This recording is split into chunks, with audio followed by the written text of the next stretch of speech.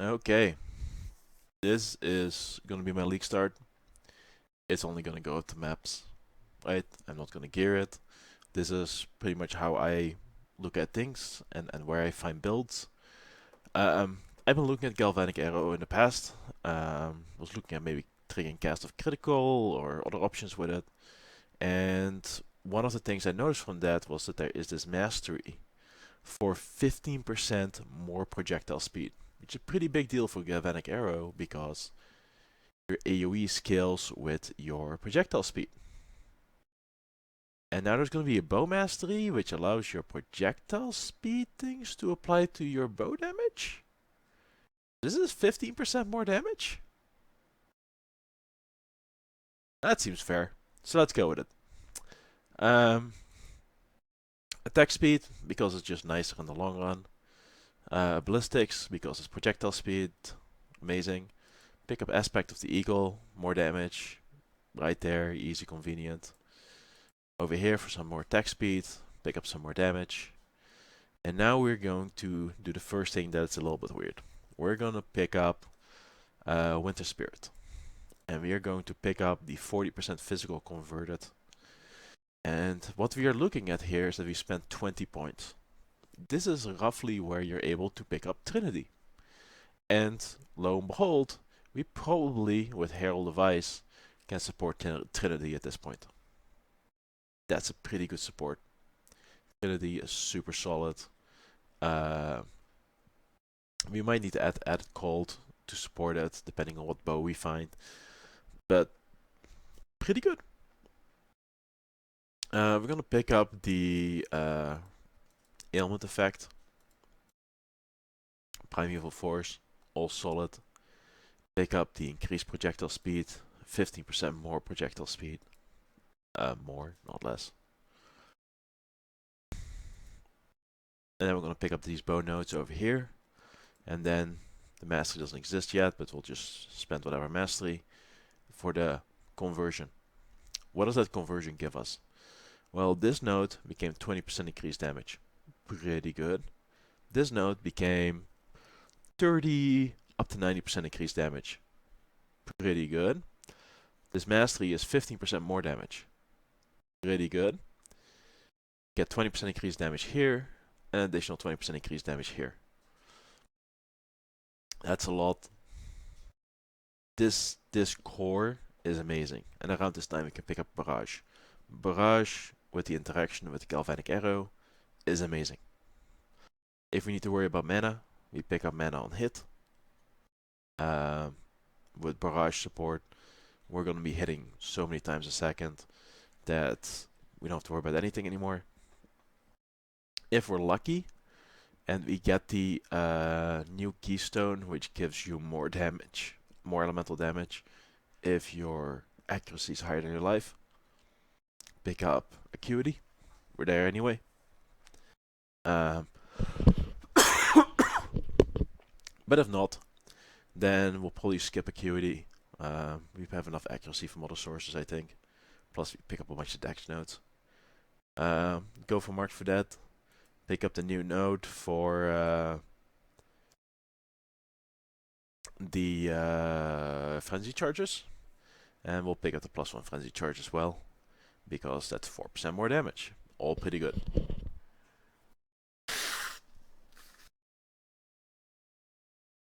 Alright, so what we got? We got a character that has insane damage potential.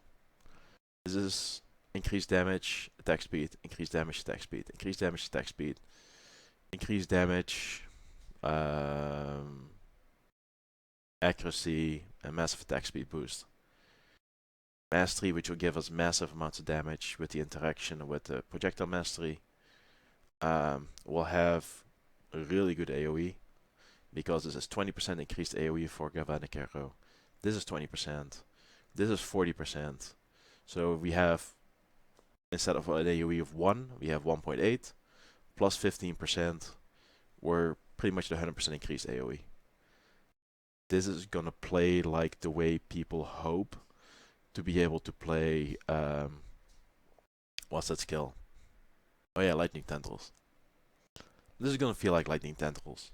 except that you charge up for a second and then you unleash 12 hits. Um, and your AoE is probably going to be better than Lightning Tendrils, especially because projectile speed can roll on quivers, it can roll on bows. All of these things are massively beneficial to us. Support for life. Pick up these nodes. You can pick up the life wheel here. This is like the life wheel of regret. Like it's here, but you're not super excited to pick it up. And after that, we can pick up life over here. Again, not an amazing life wheel, but it can get us over to this life wheel as well. And this pathing, it opens up some potential to either go up here if you want to and be really silly, or just fill out life nodes here, which is it's fine. We can go for spell evasion in case spells buffs affect our enemies too.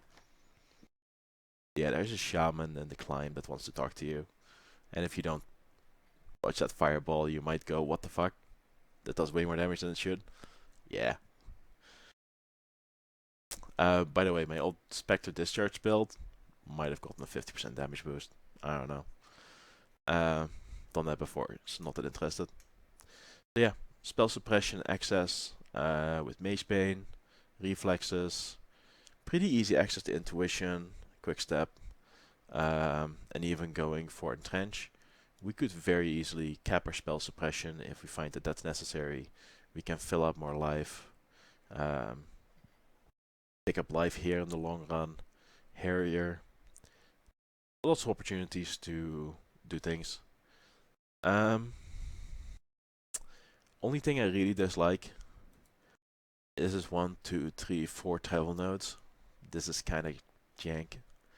Like everything else is super dense, right? It's like 1 travel node per wheel. That's really good. Less than that even in some cases. This is like the biggest hole in this tree. So if you're going up here, you're probably doing it for reflexes and Mage Bane. 73 points. We're starting to get close to the end of the act. Get some more movement speed, get some life. And 90 points is about the end of the axe, I believe. At this point we have 133% increased life from 3, which is pretty good. We have movement speed of 5% increased. That's it. We haven't picked up these nodes yet. There you go. 17% increased. Pretty solid. And yeah, if you're lucky and you find like a damage conversion weapon of the gloves or the quiver, you might be able to spec out of this entire cold section, which is pretty awesome if you can, because that's 1, 2, 3, 4 nodes. So yeah, that's not a bad deal if you can get rid of it. I don't think it's worth going for this. That's just some attack speed. Meh. Yeah. This is probably where you finish your Act 10. 138% increased life, 17% movement speed, 47% spell suppression. All your mana problems are completely solved with mana on hit, barrage, and the Galvanic arrow, because it's 12 hits per attack. Pretty good, right? So this is 36 mana every time you click the button. There's no way it's gonna cost 36 mana. Only big issue, intelligence. You're an idiot. So you want to fix that. So you may start pathing up here just to pick up int nodes. And if you do, then there's other nodes that you will come across which are worthwhile. Or you may have to travel over here and pick up this int node as well. Pick up the int nodes in here as well. There's some options there. But I think that this, for the end of mapping, or for the end of the acts, I think you have very good damage. You have increased effect. You'll probably be running Herald of Ice, Skitterbots. just for the added cold damage, which will make life a little bit easier. Skitterbots, because you have lots of small hits, you really don't do elemental ailments anyway. And you have, 60% increased effect of ailments. So your skitterbots do a lot of extra damage. Everything near you is slowed down, and you can engage from shockingly far away because of all the projectile speed. Is it gonna hold up in maps? I don't know. But it's gonna get you to maps probably really smooth and relatively quickly. And then after that you can figure out where you want to go with it next. You can go crit, right? You can do cast on crit with it. There's lots of other options with it. Cast on crit spark would be interesting, something I am looking at. Because if you go cast on crit spark, well, spark likes its projection speed as well. And you want to increase duration, right? So if you wanted to go spark, pick up a little bit of skill duration, just so your spark bounce around longer, so you can get that extra hit in. Your projectiles are going to be holding ass. So they're going to get a lot of hits in fast. You probably want to pick up the pierce up here. All of it's pretty close by. You have critical strikes here. You have critical strikes here. But again, kind of depends on what you want to do with the build after that. And see what the passive tree looks like when it changes. Chances are this last update until league start. Old flash shenanigans still work. Old spectre build still works. Possibly does 50% more damage. Who knows? We'll find out day one. And yeah, I think this is a relatively clean league start. And if you want to, you can do interesting things with it.